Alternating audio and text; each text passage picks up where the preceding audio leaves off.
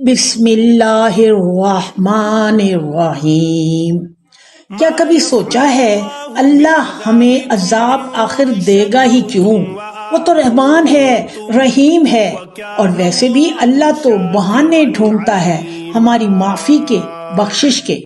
اللہ کا اپنے بندے سے پیار اور محبت تو دیکھیے، وہ خود ہی اپنے عذاب سے محفوظ رہنے کے دو گر بتا رہا ہے: نعمتوں کا اعتراف شکر گزاری کے ساتھ اور پختہ ایمان۔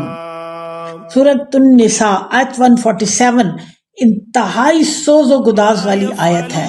یہ آیت صرف ایک سوال نہیں ہے بلکہ محبت بھرا پیغام ہے کہ اللہ کو ہم پر عذاب نہیں بلکہ ہم سے ایمان اور شکر گزاری کا انتظار ہے، کیونکہ جب دل میں ایمان کا نور بھر جائے اور زبان شکر گزاری سے سج جائے تو ایسے مومنوں کو اللہ جانتا بھی ہے اور ان کا قدردان بھی ہے، اور اللہ کو اپنے بندوں کو عذاب دینے کا کوئی شوق نہیں۔